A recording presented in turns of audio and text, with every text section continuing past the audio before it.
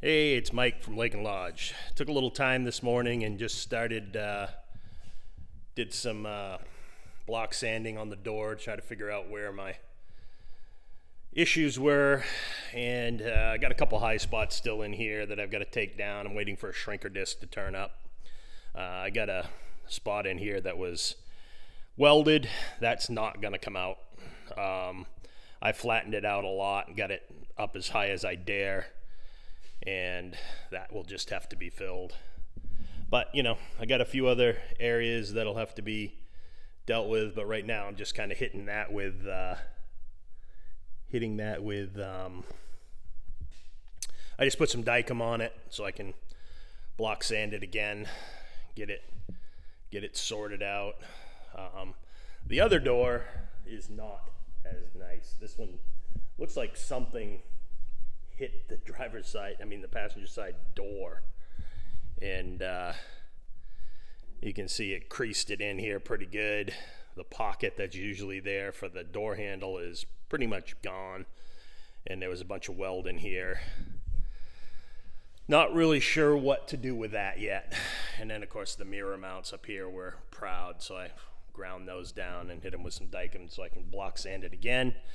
The rest of this door, there's another good hit down here that looks like it was pulled at one point, but just looks like something opened up on the door opened up on something really hard.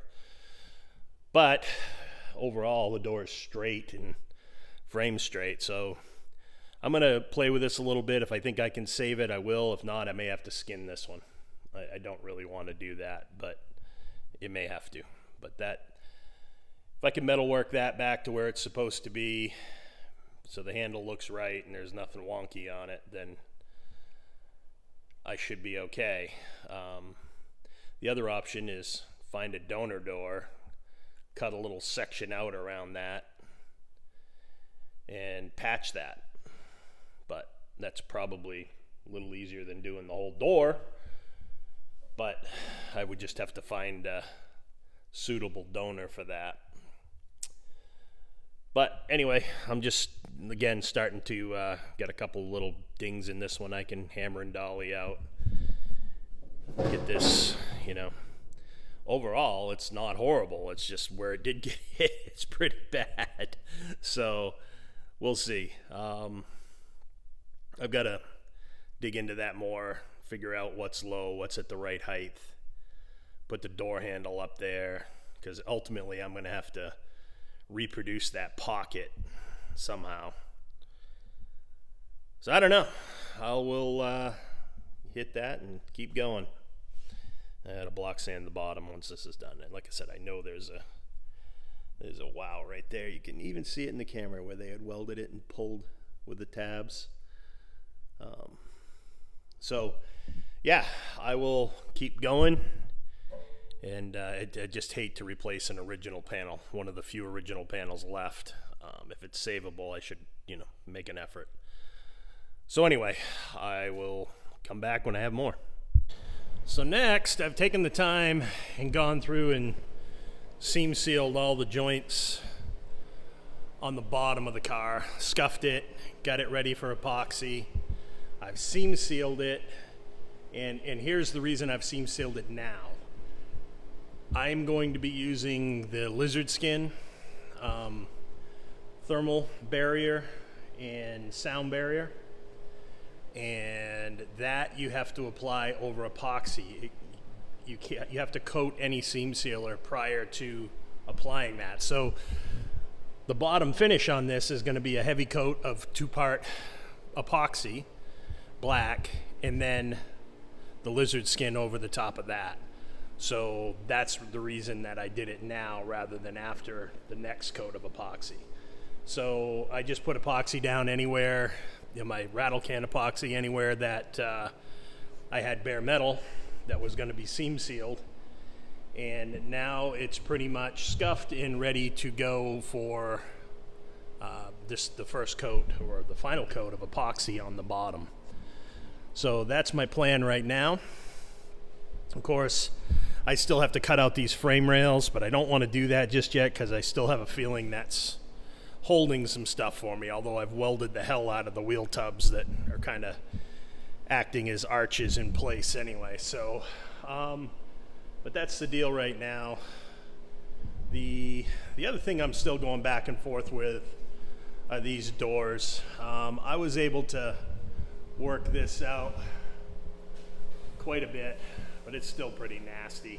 And there's a lot of weld in there, and it's really hard. It does not want to come out properly. And then I got this.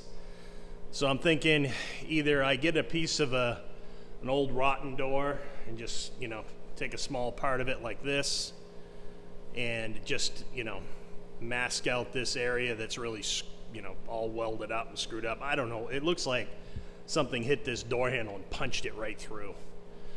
And they just kind of hack and whacked it back out.